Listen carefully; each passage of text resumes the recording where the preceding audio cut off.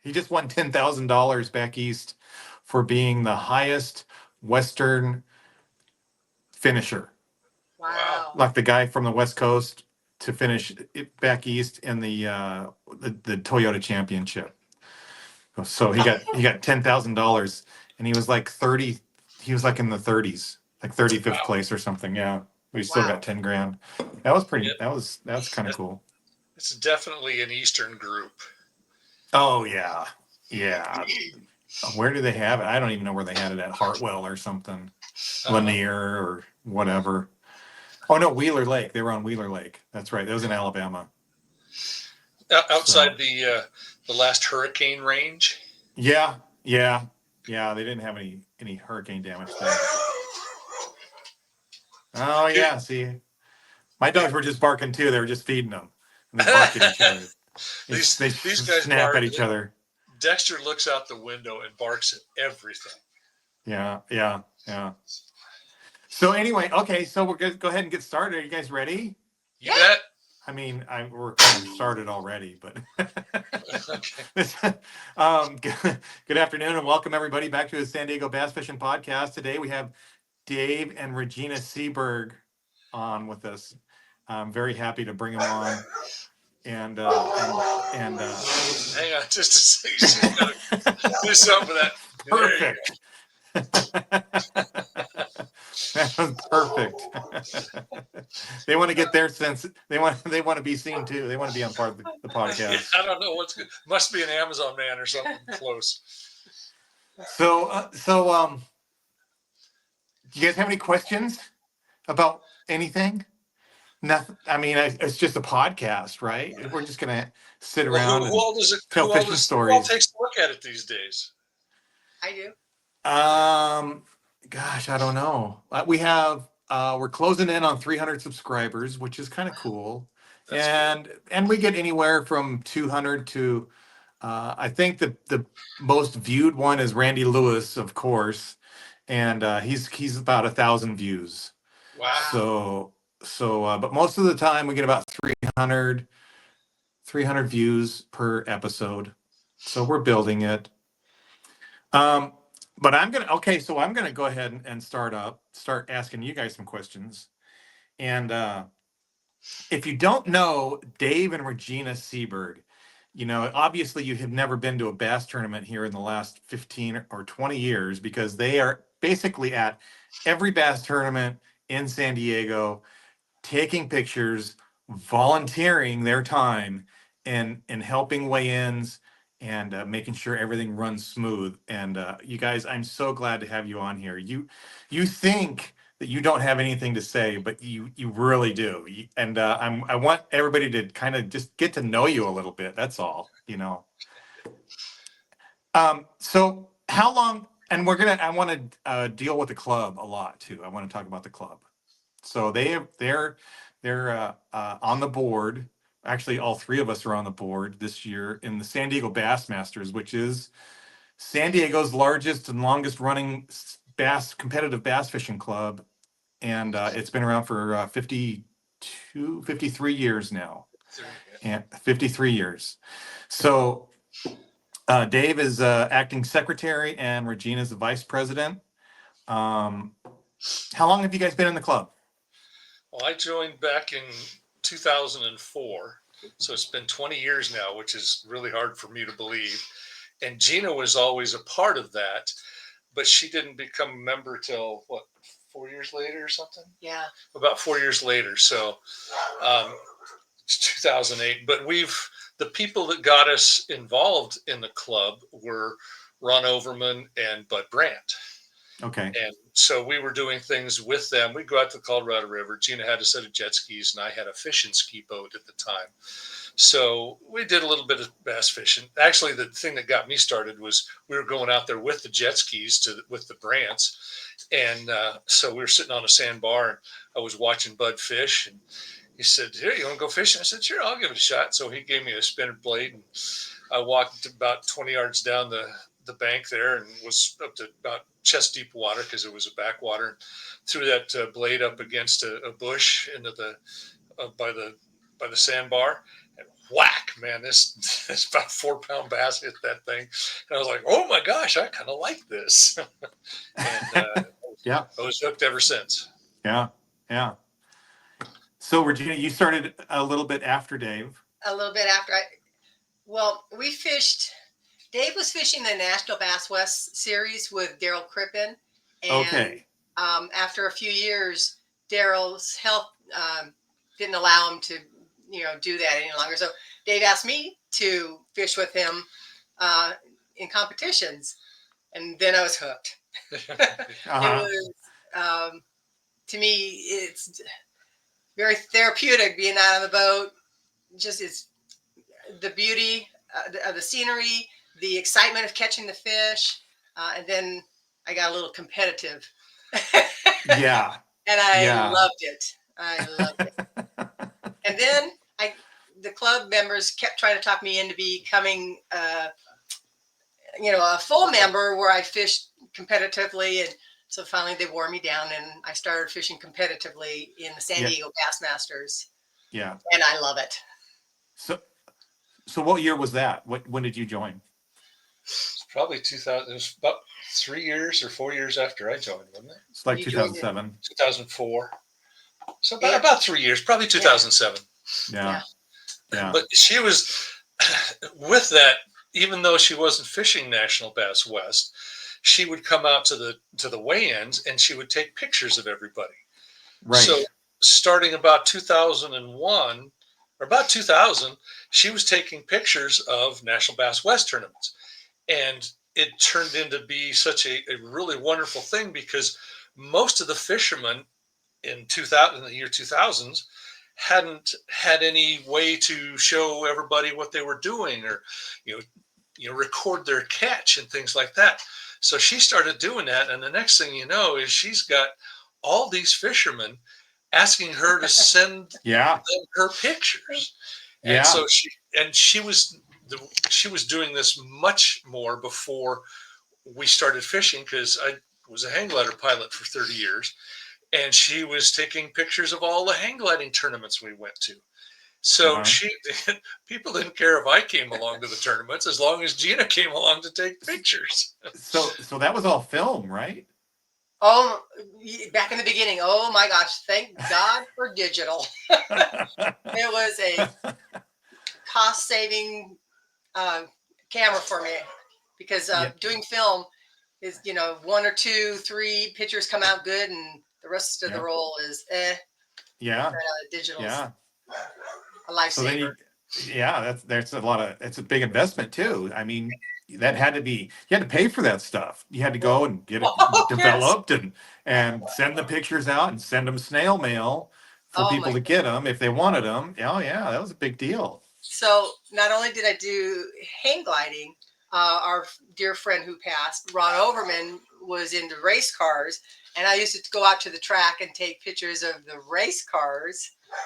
Yeah. So I've dabbled in all types of sports, and I didn't realize the impact my pictures had in the different communities until just recently, when Wow. I went back to 2010 and started pulling hundreds and hundreds of pictures, and I printed them out, and I brought them all to Jim Slight's Celebration of Life service.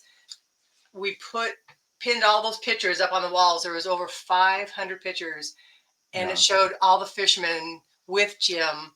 And then I, came to realize I've been documenting a lot of these Yes. fishermen from being Yeah. kids until to adults, and it's a beautiful thing to watch them progressing through their lives. And then it starts to get a little sad because we're getting older too, and we're starting to lose some of our good friends. Sure. And, Right. Yeah. so I didn't realize how important my picture taking was. Yeah, she's got pictures of Jackson Palachek on his first tournament with Jim Slight. Yeah. And he's the best example for sure. Exactly. Yes. He was a bit intimidated, a little scared, but he came out there, and him and his dad did just fine. Him and Andy did just fine. And now, I mean, the kids, him and Jake, are winning tournaments like it's nobody's business. Yeah. Yeah. So, So concerning the San Diego Bassmasters, uh, how do you, let's see. So we're the largest club, and we do a banquet every year. What pertains to this banquet that you guys that we do? It's a celebration of the year. The top 12 fishermen are recognized and they're rewarded. This is also an opportunity for these guys and gals to bring their significant others and their wives to a beautiful banquet with an amazing meal and thank them because, as you know, fishing is a very selfish sport. And for the husbands and wives to let their wives go for the whole weekends or a week of fishing, Yeah. here's the club's opportunity to thank the spouses and significant others. Yeah, because I mean, I'm not bashing on other clubs, but it's just this is just the way it is, and a lot of the clubs at the year end, what they will do is just like a raffle or a get together or whatever. When we really go way beyond the norm, and we rent this year. We rent Admiral Baker. We rented Viejas and Sequan in the past rooms there. Like I said, this year's at Admiral Baker, and it's a big dinner, and there's a lot of awards, just Yes, tons of awards, like yes. so many awards, so many plaques. And Dave is the master of ceremonies, and he puts together a program and gets up there and talks for a couple of hours, like literally.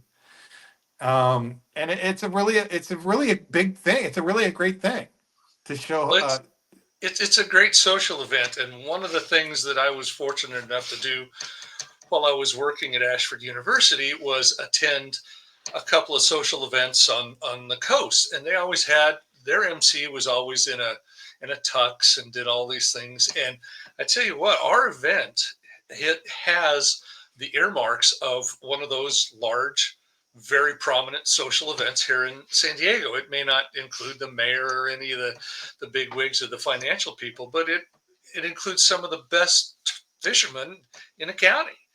And we used to Yeah, have a kind of a rotating thing where a lot of people would uh, be asked to do the master ceremonies, and we always had a raffle, and everybody always said, "Oh, this is taking too long. This is taking too long." And finally, I told Gina, "I don't want to go to another thing unless I'm getting something because I hate sitting there for so long." And she says, "Well, why don't you do it?" And I said, "Well, okay."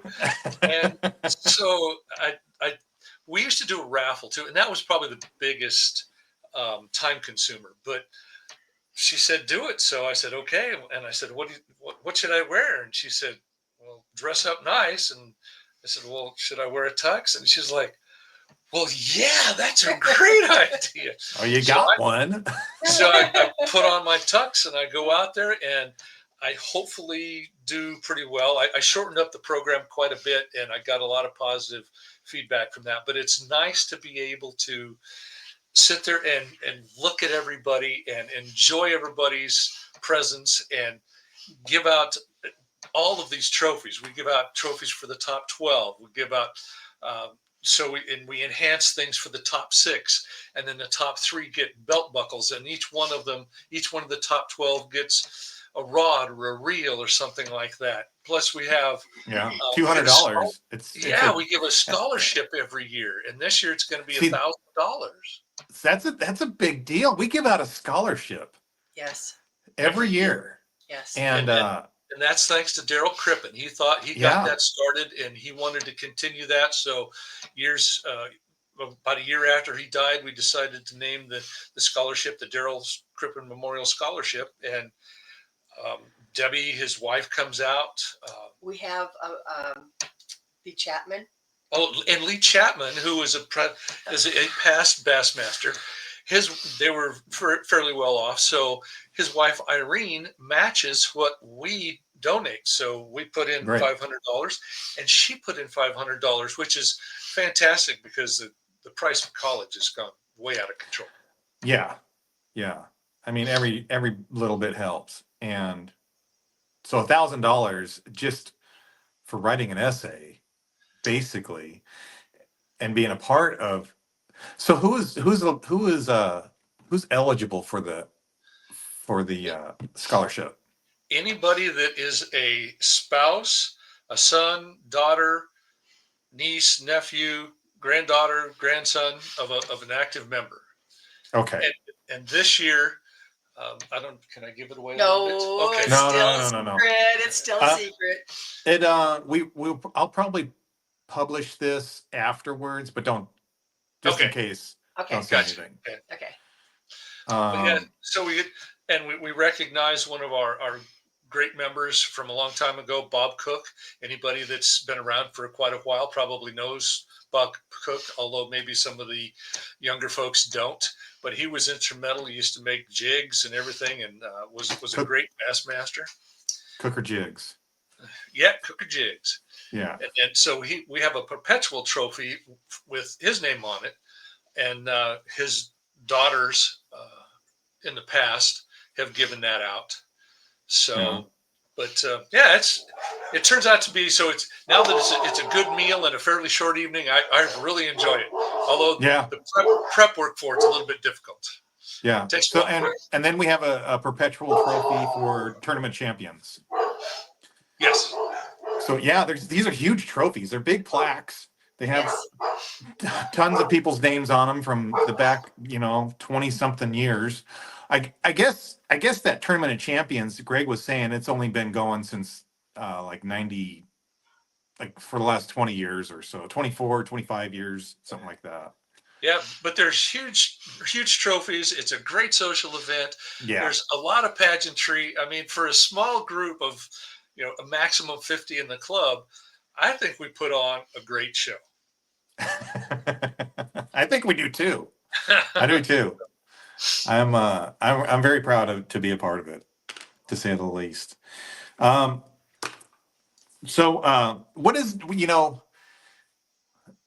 is the I don't know if this is going to go over. What does it mean for you?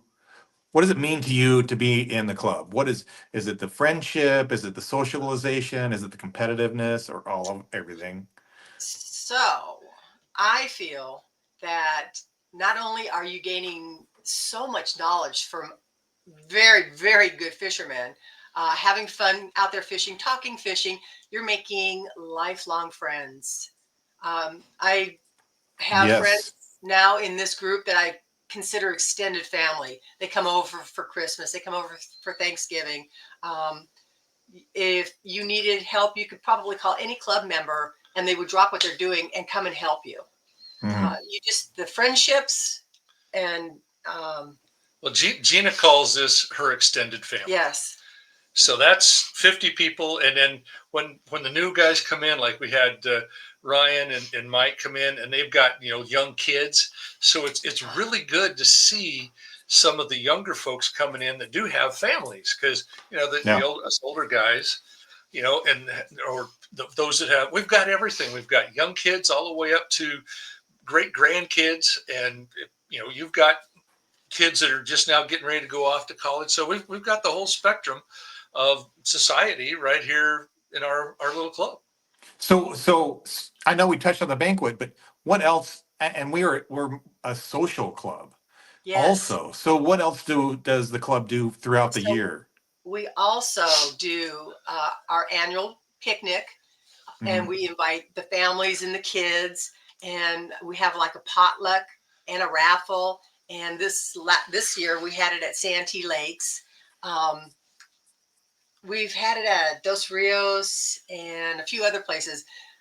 So we do that. Then we do the Lake Murray little bass tournament where you bring your family out and you can Family have tournament. a family tournament. You can have 2, 3, 4, 5 people in your boat. Yeah. Yeah. And we have we just recently in October had the chili cook-off. Chili And cook-off. oh my gosh, Who won that? Oh, oh, That guy right there. you won it. That's right. Yeah. Sometimes you Yeah. get lucky. Victoria and I came in. We tied at second. Oh, second or third? Second. Oh, I got good thing you said that, because I'm doing the program for the. Let me double check. It might be Jake. Jay got second. Second. Okay, then Yeah, Victoria okay. and I got third. Oh Good. yeah, Nick's neighbor. We do.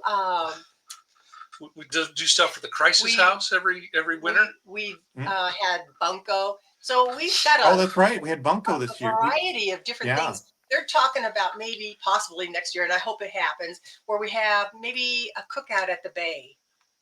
You know, something we did that in the past. So if we could bring in some new stuff, we've got a new board coming in, and we'll gently give them some suggestions, and hopefully, we can do, some new fresh things. We're open to new ideas. Yeah. And we're always, we're just like any other club. We've kind of been hit hard by COVID, so we're still kind of recovering from that. So we've got I think 36 people now in the club, and 36 active.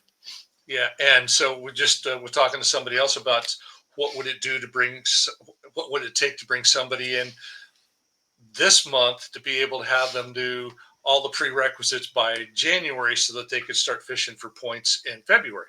So yeah, bring them to the next meeting, even though it's a tournament planning meeting. Sure. Oh yeah, absolutely. Yeah.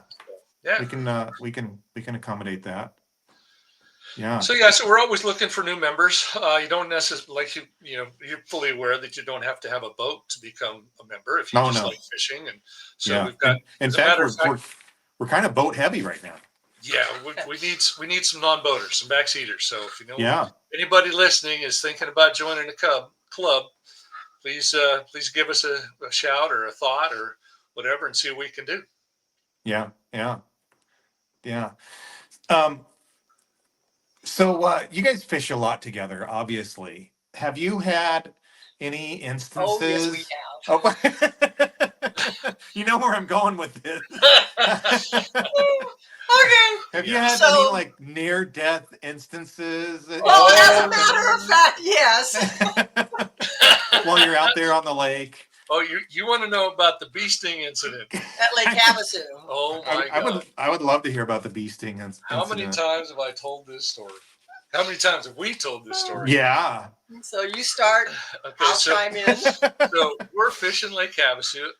It was just pre-fishing, or we were pre-fishing for a tournament, weren't we? I think so. Yeah. So we're down. No, I think it was No, it was pre-fishing. Pre-fishing. So because I kind of missed that tournament, I think. Yes. So we're pre-fishing down south and downriver, down lake or whatever, almost about 3/4 of the way to cattail or catfish, whatever it is down south. Yeah. Down at the marina down there, in a little place that we have christened for ourselves as Gina's Cove. So we're fishing around, and she gets a little bit competitive, and so I said, "Here, take the front." So I tap him on the shoulder and I say, "Go to the back." Yeah. So she's out there fishing in front, and I'm doing all the stuff in back, and all of a sudden the bee stings me right under the arm, and I was like, dang it. So I said, "Gina, can you come back here and get this stinger out?" Because I couldn't see it to scrape it out. I used to work on a honey farm for a while, so I know how to do all that stuff. And she came back there, and she threw a rod down, came back there and scraped it out and said, "Okay." And she went back to fishing. So we're both fishing. About, 10, 15 minutes later, I feel this rush, this flush. I was like, whoa. I was like, oh no. I remember the guy at the honey farm telling us that that's how it starts. So I looked up at Gina and I said, "Gina, look at my face, and can you tell any difference?" And she turned around real quick and said, "No," and went back to fishing. So I said, "You know what? I'm going to get the deck ready to go just in case." So I started tying all my stuff down. And I'm fishing the point. And she's fishing these points and throwing that blade out there, doing all this stuff. And finally, about another 15 minutes went by, and this one really hit. And I can feel my lips swelling up. Oh, my eyes are getting a little narrow. And I said, "Gina, I need you to take a serious look at my face and tell me what you see." I turned around. I looked at his face. I go, "Oh my God." I pulled up the trolling motor, strapped down my rod, got in the driver's seat. Yeah, she didn't want me to drive because I was swelling up. His face was like the Pillsbury Doughboy. Yeah. Or if you've ever seen what is it, the Big Bang Theory, Wallowitz when he eats a peanut. Yeah, That's yeah, that's yeah, the same thing. yeah. So she got in and says, "You're not driving." She got in the seat, and back then I had an older 20-foot Triton, which was a chine walking monster, and They were so fast.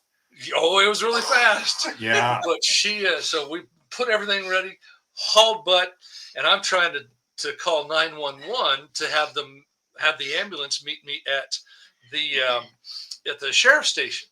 And she is just hauling butt, and we get up there and we come screaming into that no wake zone, and everybody's screaming at us to slow down. And she yells, "Medical emergency!" Okay, good luck. Come screaming up to the dock, shut it all down, and I'll let her tell it from there. So I looked at him. I said, "Dave, get out of the boat, because if you pass out in the boat, the paramedics will not be able to get you out of the boat." So Yeah, Dave's not a small person. no, he's If you can't tell by this. 6'5", tall guy. Yeah. Yeah. So I run up to the sheriff's station, and they're walking down because they saw this boat coming in on plane.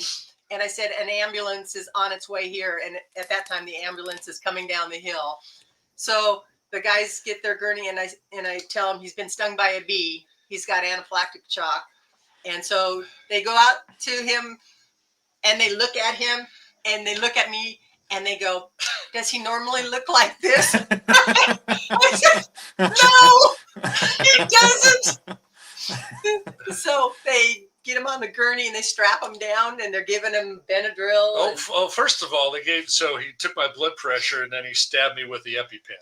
Yeah. And then he gave me another one, blood pressure check, and said, "Oh, didn't do any good." They waited a couple minutes, and so they sunk I thought they were stabbing me with a big pen. That thing was so big, and they started pumping intravenous Benadryl in there. And it's a big old sack of this stuff, and the guy's squeezing this stuff. I was gonna say, are they squeezing it? Yeah. Oh man! So now, if you've ever been to the dock at the sheriff's dock at Havasu, it's not the most stable thing.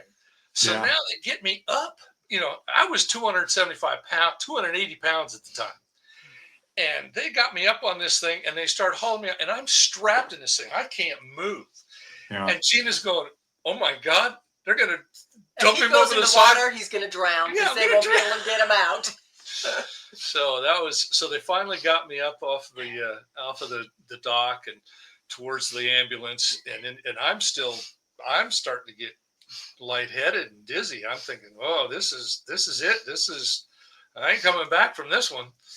And I was halfway to the hospital in the ambulance to where I felt I wasn't going downhill anymore, and I kind of stabilized. Wow. So when he's being taken away, the sheriff goes, "Do you need any help with your boat?" I go, "Nah, I got it. So I untied, and I went back to Windsor, got the boat on the trailer, went to the hospital. And here's a really good suggestion for all our fishermen and women. Make sure the person you're fishing with at least knows how to drive your boat. Because if there's a medical emergency, if they can at least drive the boat someplace, that's the minimum. That could be a real lifesaver. If they can back that trailer down, put that boat on that trailer, that's even better. And she is an expert at both of these things, because she has gotten so much practice, and she drives the boat, whenever, wherever. I did a year up in Washington at Ashford University, and she was at National Bass West. She was fishing all these tournaments by herself. And guys would come up to her, "Hey, how you doing?" They would ask, "You want to get married?" And she can launch by herself. She backs the trailer down. She's actually taught a few people how to do it, or coach them along while they're learning, so that she can do it all. She's at least as good at that stuff as I am. Oh yeah. But that was a good thing, because if it hadn't been for her driving, and she drove that boat as fast as it's ever been, so that was kind of cool. Chine walk, I don't know what chine walk is. She's holding on. Yeah. So that was pretty good. Yeah. Where's your guys' favorite place to fish? Havasu. Is it? It's not the lower river? No. Second to Lower River. Yeah. Havasu, then the Lower River. Yeah. Havasu. Oh yeah, I like Mojave too. I'm spoiled. Yeah, that Mojave is special. But Havasu, it's just got everything, you know. It's got Yeah. the river. You can go up the river. You can fish the lake. There's big fish, smallmouth. Oh, I love smallies. When before she Everybody, we started all do. tournament, before she started tournament fishing, Oh, we'd go to Havasu for tournaments and go up there because Bud and Don Lee had a house there, and we just go up there for vacation, and then we'd fish. You know, you fish 2 days prior to the tournament, then you fish 2 days of the tournament, and man, you're beat up, especially at Havasu that second day when all the big boats are Oh just yeah, making huge Saturday. weights. And so I'm driving home. She says, "Can we fish Parker Strip?" And I'm like, "Oh my gosh, I really don't want to do that." But so we'd start at Island Lake, and we'd drive up to the dam, and we'd fish at the dam for a while because you could always catch smallies there. And that's where Gina learned to drop shot on a margarita mutilator. And she would just catch those things, and she'd squeak and squeal when she got those smallies on. And at first, I had to get the hook out for her, but after that, you know, and we did that for years. And then when she started fishing tournaments, I said, "You want to go fish Parker Strip?" She says, "No, take me home. I'm tired." yeah. Boy, after doing a 2 or 3 days pre-fish, then 2-day tournament, I don't know. He what a wonderful husband to take me fishing way back then, because Yeah, now I know yeah. how grueling 4 to 5 Oh yeah, days that's of like fishing the is. last thing you want to do Yeah. is go fishing, go launch the boat and go fish after the tournament. It's like, Although okay, I'm done. I'm done. it, it was always kind of entertaining because you know that they've got that eddy that moves through the Island Lake launch there, right? Uh-huh. Yeah. And we have watched more people do Oh, more hilarious things trying oh to get their yeah. boat back on the trailer. We watched these people destroy a rental pontoon boat one time. That thing was gashed and banged up and Oh, they everything. got it on there Sideways, completely Oh. sideways. On it sideways on the trailer. That's crazy. Yeah. Yeah, my dad has a trailer down there at Parker. So that's where Oh, I stay. But so I always fish it at least a day and maybe a day and a half before I start fishing Havasu for the tournament. And it's just it's gosh, so fun. Stripers Yes. too. It's good striper fishing in there. oh, yep. That's interesting. But the smallmouth, yeah, jerk baits and drop shot and jigs, they just hammer those Oh, I jigs love like jigs. whack. Yes. Yeah. It's just the fight is so much different than a largemouth. Yeah. And now that Havasu's come on as a good smallmouth fishery, those things have gotten big. Yeah. Those smallies have gotten huge over the years. Yeah.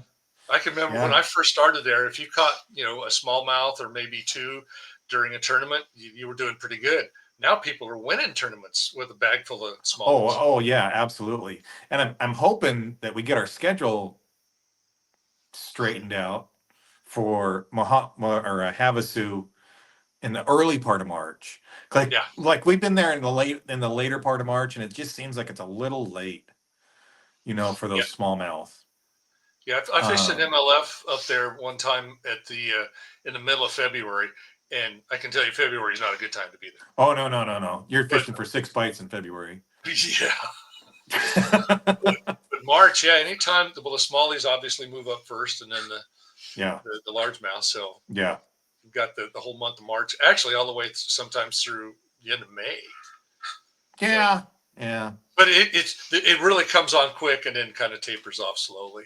Right. And then Mojave.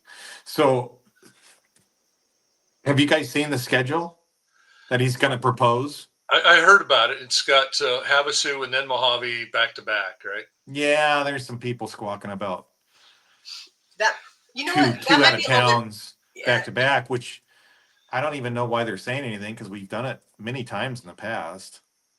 That might be tough because a lot of our club's younger guys that, you know, their work schedule. Us older retired people, let's go, you know, every month. Yeah, you're right. That's true. That's true. So it might be a long meeting. This next one, this tournament planning meeting might be a long one. There have been tournament planning meetings in the past that have almost gone to blows. That's what I heard. So the ones we have now are pretty tame. Yeah. No, I heard that. Like it was. Have you now I know you haven't been in the club for 40 years, but you have been in the club for 24 years. Now, have you noticed a change in uh I don't know if you want to say mentality or how people view club tournaments? I mean, was it more competitive? Was it more serious 25 years ago than it is now? Or has that It's more serious. I, seriousness moved to it's like always money tournaments? yeah, I think it's always Or been serious. yeah, You talk about you talk about guys like Greg Gardner and those folks that have fished a bunch of the tournament trails yeah, back then. I mean, those guys were very competitive. Uh, sure, right, and now there's a few members in the club that's all they want to do is fish tournaments. They don't care about the social events, which right. is everybody gets into it for different reasons. But I Hmm. think it's every bit as competitive, if not more so, Yeah, overall than it used to be. yeah. I know it's been brought up that we should maybe, we do 10 tournaments a year, which is a lot. And 10 point tournaments a year plus a practice tournament. We do 11 tournaments essentially.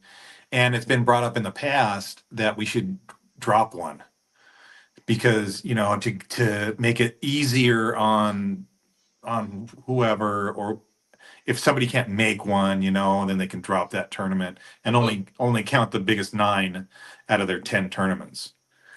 And that got yeah. shot down quick. Oh yeah. Oh yeah, You know, our club's too competitive. yeah. Yeah. Right. Yeah. Nobody wants to have somebody beat them that didn't beat them all the time.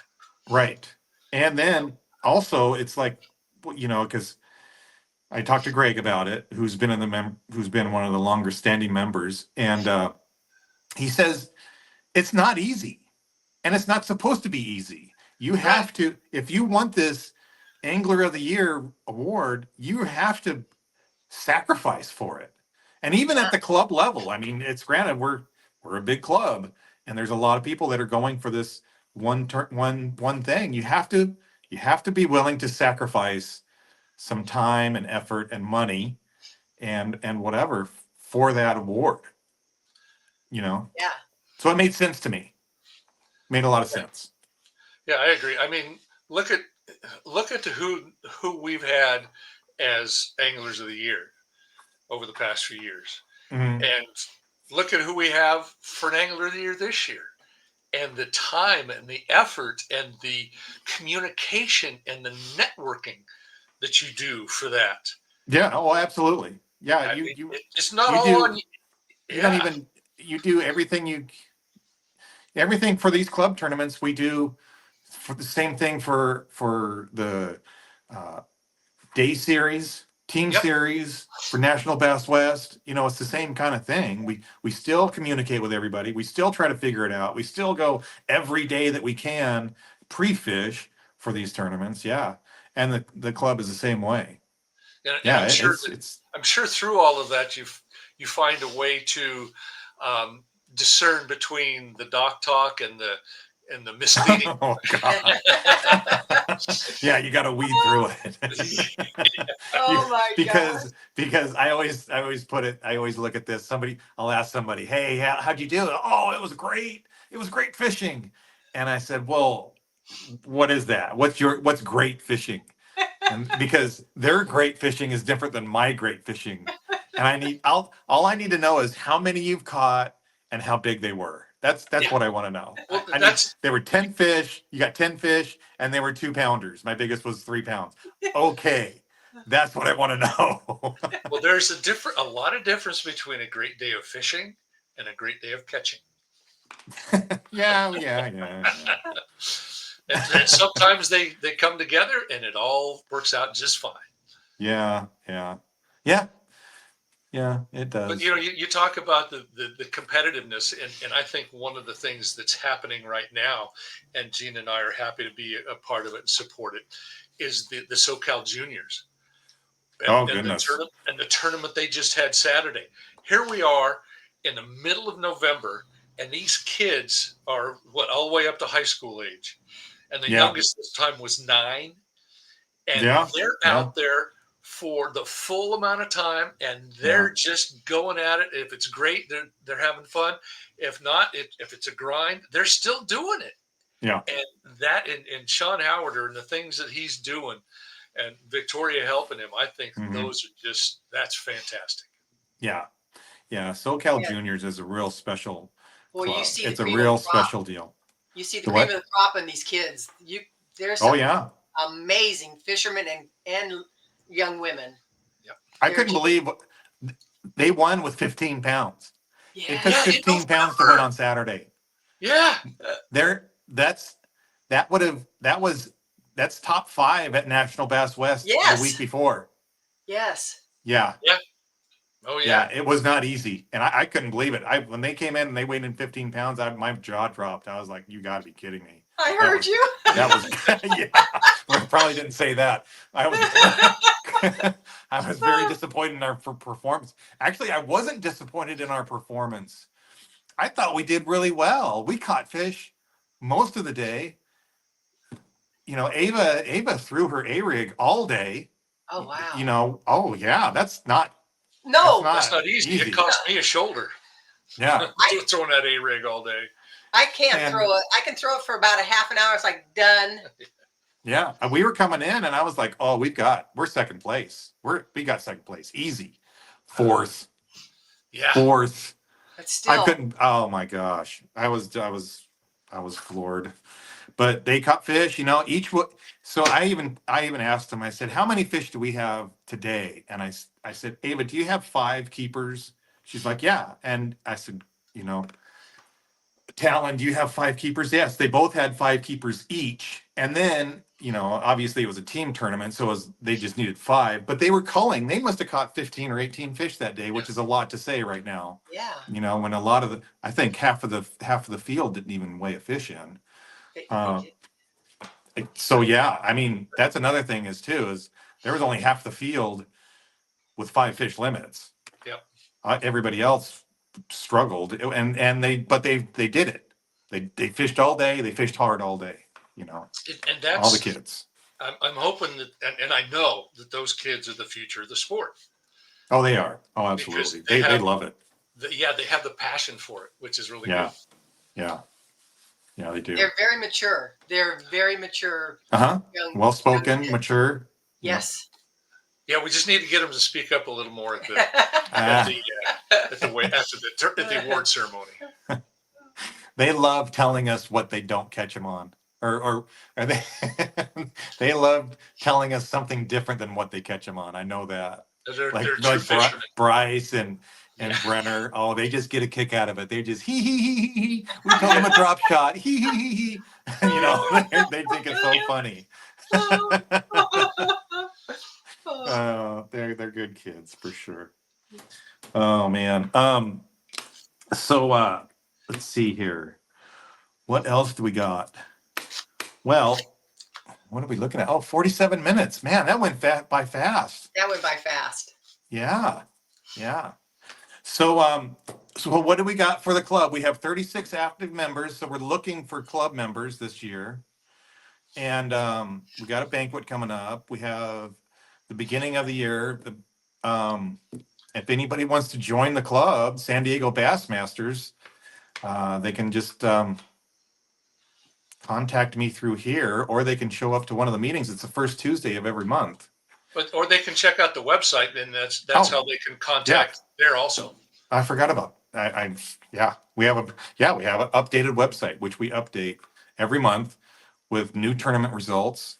We don't have new pictures, but new tournament results and year-end results and what's happening with the club. So yeah, you can go to SanDiegoBassmasters.com, right?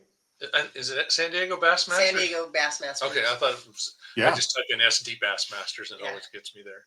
No, I know it's SanDiegoBassmasters.com, so you can see us there, and come on down to one of our meetings, and we'll get you started. It takes a little bit of time to get through the entry process, but that's just to make sure the fisherman likes us and we like them, and it's going to be a good fit. So, and it works out pretty well. Yeah. Yeah, and that's another thing is, we've tried to streamline that vetting process, and maybe they can in the future, or maybe something will change. But right now, it takes a little while to get in, which is another thing is you gotta prove your worth and that you want to do it, that you want to be in the club, Right. So you got to go through the vetting process, and And the guys, that's we that's did part of the something pretty deal. good this year. I think you and I got it started, and Yeah, Tom, and we hooked up with Tom. Normally we're not very political, but when we heard at the first of this year that they were going to cut the budget and they were going to take hours and days and months away from our fishing ability, yeah, uh, what was that? Back in February. that was Uh, February. yeah, February. I said, "Hey, look, I'll form a political action committee with the club, but I need a lot of help." And you jumped right in there, and then we ran into Tom Lowry, and man, it just took off from there. We started meeting with all the the water department people. Uh, Hmm. we started meeting with city council members, and all these people trying to get all this information so that we could find out what we needed to do to keep them from taking a day, month, whatever away from us at the different lakes. And what we came up with was, and we started with an email campaign. And we started with the email writing campaign to the city council members. And then it went from us, and then the Bass Council, San Diego Bass Council got involved. And then, Yeah, they did. and I'm that was a so big happy help. about that. And Joe Cargill was a great guy for getting all those He people to he do that. did. And Yep. then you brought in the San Diego Fly Fisherman Club, which I Yeah. understand that's the biggest fly fishing club in the country. In the United States, it's over Wow. 300 members. Wow. And they helped out. So because Yeah, oh, they use yeah. some of our lakes. And so we had this huge email/letter writing campaign Yeah. that we did. And then you and I and Tom and Joe went and spoke at city council budget meetings. Mhm. And I mean, we had this great grassroots effort. I haven't seen the bass fishing community come together that well in a long, long time. And it was really encouraging and really fun to do. And then, of course, the city council said, "No, we're still going to cut all that stuff." And then we started saying, "Well, the county's got money. Let's try to bargain with them." We didn't take And no for an answer. yeah, yeah. Yeah. So we proved this year that you can beat City Hall, but you might have to have the county to help you. And that came along because Tom got sick or had another requirement or something like that. So I went to a Lakeside Chamber of Commerce meeting, and I ran into Joel Anderson. So that was the deal. In my opinion, that serendipitous kind of meeting, he showed up, you were there, and you guys, I think both of you were kind of not planning on being there, True. and you both were there, and boom, you got a face to face with our county supervisor. But it was serendipitous, but it was also the preparedness meets opportunity kind of thing. That's You exactly know, right. you knew So what you were what going to happened? say when you saw him. So what happened there was I was totally shocked that he was there. He was it was supposed to be a staffer that was supposed to be there, and I don't Yeah, know what happened. yeah, And so Joel was there, and I introduced myself, and so we talked about Carfa, which tried to do a lot of the same things that we actually got done this time. And he said, "You know what? I will back you. We'll talk about what we can do and everything." He said, "But I need your help because as a politician, he everything comes down to the vote for them." He says, "But I need your help on getting reelected because I'm up against somebody that's pretty tough with some name recognition." And I said, "Well, you know what? I'll do what we can." And we did at every meeting and at the Bass yeah, Council meetings. We talked yeah, about how much Joel Anderson helped. And the biggest way that he helped was when he got that petition together yep, and everybody. And then we sent out all our emails to everybody to sign the petition from Joel Anderson to mhm, lobby the city council and the mayor that they would give them the money yeah, if they'd allow it to happen. And then yeah. AJ Baker, who works for um, Marty Van Wilpert, he helped us a lot on this too. So it was a huge, huge effort. We ran into a lot of people that I probably wouldn't have seen, for a long time. And all of these people, Joel Anderson, that meeting made it happen. That guy Right. really went to bat for us. Yeah. And hopefully, we were able to reciprocate. Normally, we don't do political stuff, but in this particular case, it really helped us. Right. And Yes. it helped the entire fishing community, not just bass fishermen, but crappie fishermen, fly fishermen, everybody. Kayakers. Yeah. Kayakers, all Float those folks. tubers. Everybody. Everybody Yep. that uses those lakes. And so hopefully if there's some issues in the future, we'll be able to, rally the troops again and make some good things happen. Yeah. Yeah. So, so what do we have in the future?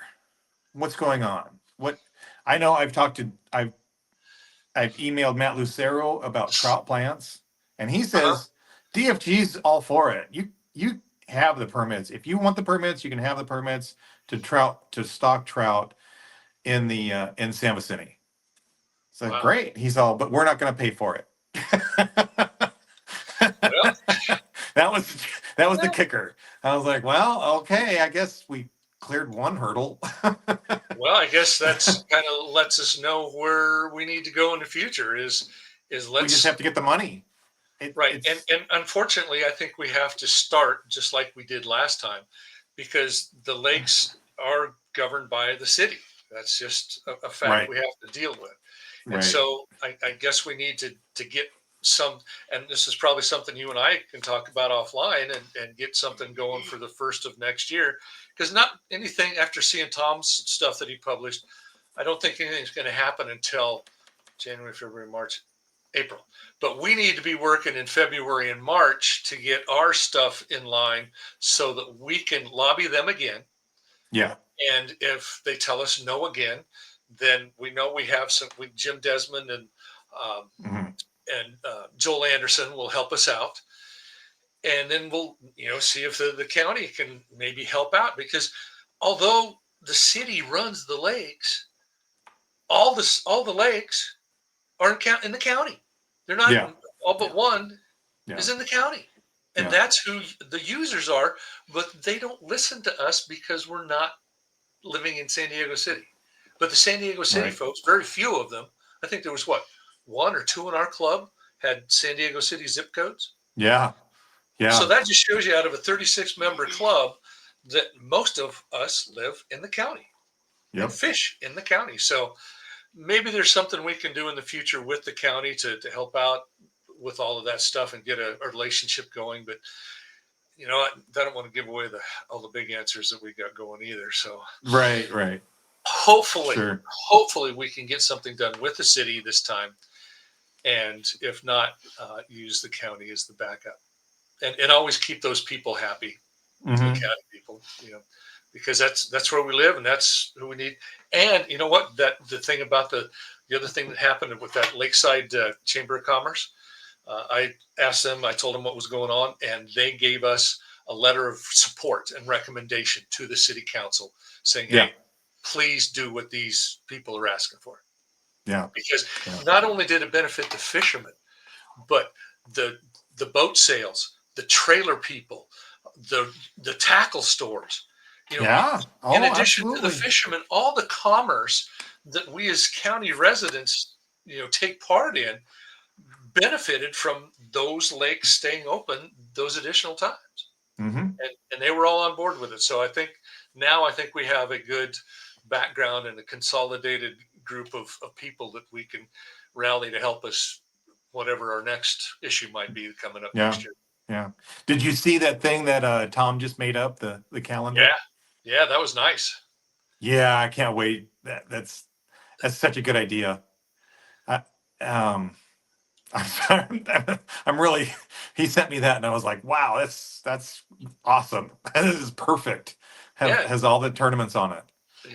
All the bigger money tournaments for the local scene. And I don't know if he's going to charge anybody for that, but he probably should at least get something for it. But yeah, is he going to put that on the website? Oh, I thought he was going to print it. I think he's going to make. I think he's going to make hard copies. Oh, okay, and put it at tackle stores and stuff. Yeah. Man, that'd be such a huge resource, because all the time you see on SD Fishing, and all the Yeah. Stuff people are, hey, is San Vicente open today? And Oh yeah. No. I think it's going to be. Yeah. It's going to be so a hard copy. that'd be great. Mm-hmm. Yeah, he ought to sell them. I mean, if he only sold them for a nickel a piece, people would, you know, Yeah. I eat know. those things up. I know. Be something. Recoup a little bit of money. Yep. So okay. Let's see here. Oh, do you guys have anything else? You did great, man. We're almost at an hour. This is Yeah, I so. did I've pretty.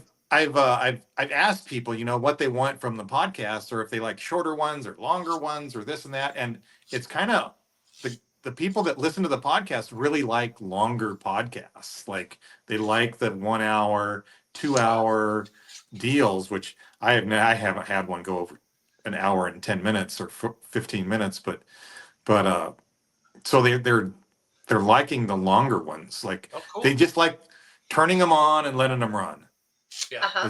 is the deal.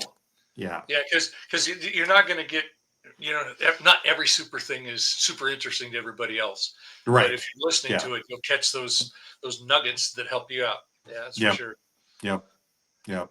I can Well, always go back to it. I can see YouTube's really great about all the analytics, and you can see where people will go back and rewind, and there's peaks and valleys, and you can Oh, oh, go back and see where they rewound and replayed it, and then you can target that in your next podcast, like in that questions, oh, those oh, kind of wow. cool. questions.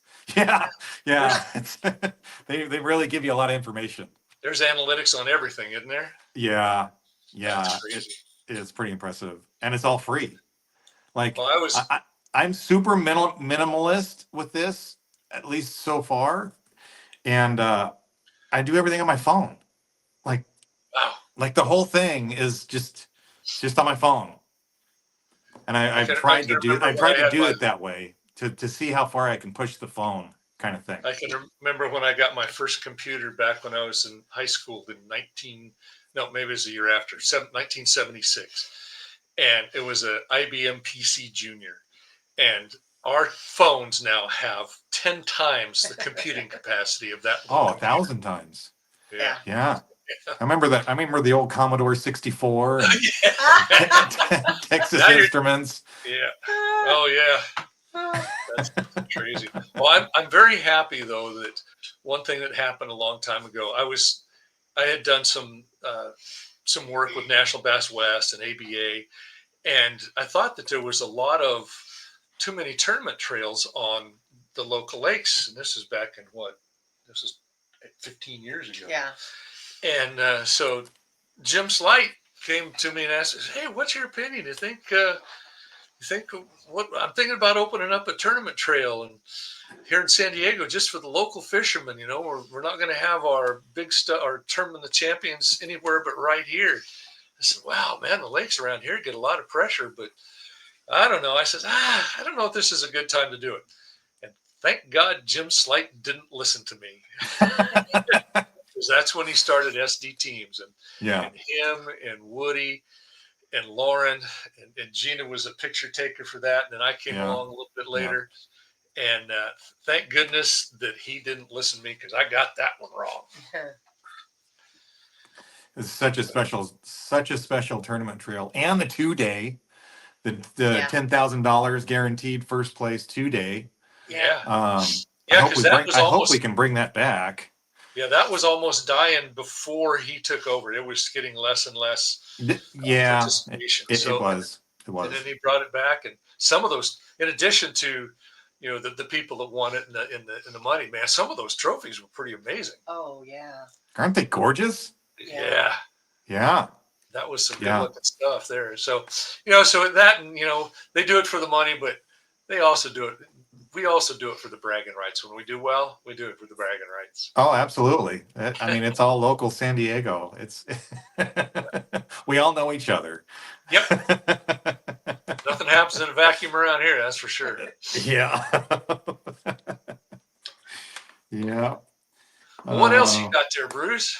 I don't know. I'm looking at my page, and pretty much, other than pushing a sandbar off in 40-degree water, pushing Ron Overman off of a sandbar in 40-degree water, I think you got one more story for us.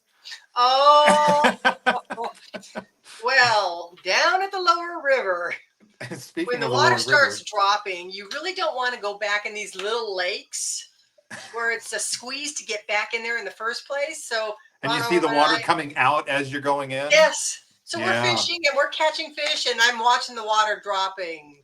And I said, Ron, we need to leave. And he's catching fish and he's having a great time. So by the time we turn the boat to go through, squeeze through this narrow little channel, it wouldn't move. It was stuck. And he tried the big motor, wasn't working. Tried the trolling motor. So I said, oh, okay. I take off my shoes. I tie And my hair up. what And I what jumped. month was this? Oh yeah, it was pretty early Was in the it year. It was February? February. I think it was March. The water was 53 degrees. 53. 53 degrees. I jumped in, and you know how that mucky mud is? Oh yeah, you So just sink right up to your knee. yeah. So now I'm pushing my feet on the toolies where I got some, and I'm pushing, and he's on the trolling motor, and I'm because Ron was a little bit older and not able to do this, so Right. I'm tilting the boat and wiggling it, and we finally got out, and then I had to climb back in the boat, and the outside temperature was warmer than that water was. But not by much. Not by much. So I always bring dry clothes with me in case there's an accidental falling out of a boat. Yeah. But yeah, I got to experience cold water. pushing off the sandbar, pushing out of the mud. Oh my Oh, god. the lower river. Oh my gosh. But Yep. yeah, that was a fun little experience. Been there. One Been you there. don't Done. forget. We did the same thing. I had Ed Marr in the back of the boat, and that was this. It was the first tournament. It was my first tournament there, and we were in a little backwater. Same thing. Saturday came around, and the water is dropping out, and we came out, and we're stuck on a sandbar in the main river, and I get out of the boat, and I'm pushing, and Ed's still in the boat. I'm like, okay, whatever. So I'm lifting the boat and I'm pushing it and I'm pushing it. And I swear to God, he picked up his flipping rod and started flipping the brush right in front of the boat. And I was like, I was so mad. I'm like, you catch a fish in there, you're out. You're done. I started cursing. Yeah, I'm in up to my waist, just trying to pick up this boat and push it off this sandbar. And he's flipping the brush. I'm like, oh. Did he catch one? No, he did not catch one. But that's usually what he does. Okay, he's very good at that because we were at a tournament at Otay one time. I had to quit picking them. I had 4 fish and he only had 2. And we're flipping the toolies down there in Harvey on the south side, and I broke off. Instead of a lot of guys in the front of the boat when you're fishing against the guy in the back will just stand there and retie on spot lock, right? And I said, you want to take it? He says, sure. Oh yeah. So I'm back there tying on, and the next thing I know, man, he's got this 3.5, 4 pounder on, and he's like, net. And I was like, oh, okay. So I go up and net it and drop it off, and I go back to retie. It wasn't 4 minutes, 5 minutes later that he nailed another one. And so I ended up out of the money on that one, and he ended up finishing 3rd. I think I remember that tournament. That wasn't that long ago. A couple years ago. 4 or 5 years ago? 4 years ago? Yeah, he whooped my butt just when I let him have the in front of he took those 2 fish right away from me. Yeah. So that was speaking of learning experience. One of the things that I don't remember ever having anybody tell me about was, trimming other than when I bought the boat, trimming the boat and, and running at speed, maybe how to do a little chine walk. But nobody ever tells you how to, avoid sandbars or, how fast you can turn one of these things. So, And Ron Oberman watched this. She didn't see it. So I got a brand new boat, right? And it's my first time down at the river. So I've got a Triton with a 250 on the back. And I'm hauling down. And I passed everybody that was in front of me. And there was 3 people in front of me. And I'm past, because I want to go to Lake 1, because that's normally Ron Overman's lake. And I asked him, hey, and her lake now. And I asked him if I could go in and fish this side of it. I'd leave the other side. He says, sure, go ahead. So I am hauling down there. Okay. Yeah, I got you okay. So I am hauling down there as fast as this thing will go. And I look down there and the GPS says about 68 miles an hour. And I'm with Lynn Brown. Of course, we got our life jackets on and everything. And I come down and that was when the sandbar was starting to come out a little bit from the Tules there as you come down to the dam. Yeah, as you take the left-hand turn. You got to do a little right before you can do a little left to go into the Hidden Shores area. Okay. Well, so I didn't let off the gas. I didn't trim down. I didn't do anything. So I made my little right-hand turn and I got the left turn going. And I was like, wow, I'm going to be a little bit closer to that dam than I'd like to be. And I just did this twitch, just this little bitty twitch to get a little bit more left in that thing. And that boat did a 360 so fast. No kidding. We just spun around a complete 360, pointed towards Hidden Shores. There was 1 drop of water on my arm, and that was it. Oh, my God. I looked over at Lynn and said, wow, that was fun. He's got eyes about this big. And I says, So I had a very humbling, ego diminishing learning process there. And so I learned that don't do that. And I've since talked to guys, about how to deal with that if you're going to do it. Just slow down. But I had a brand new boat. I didn't want to slow down. Yeah, you got to put a little more motor in the water. Exactly that. Ron and I were behind him, and I was looking over, at the Tules, and Ron goes, I'm sure glad you didn't see what just happened. Wow. He saw it, yeah. I go, what happened? He goes, I'll let Dave tell you. So that was one of those learning experiences that I didn't have to pay with money or broken bones or anybody hurt. So I was very fortunate. Yeah. All right. Well, we're going to go ahead and wrap it up. Thank you so much for coming on and being a guest on the San Diego Bass Fishing Podcast. It was a pleasure. It was fun. Thanks for inviting us. When you said this, I was like, well, what are we going to talk about? There it is. I knew you guys were going to have a lot to talk about. So thank you very much. And we'll see you next time. I'll see you tomorrow night at the board meeting. Yep. Pasta night. All right. Sounds Take good. care. Thanks. Thanks, Bruce.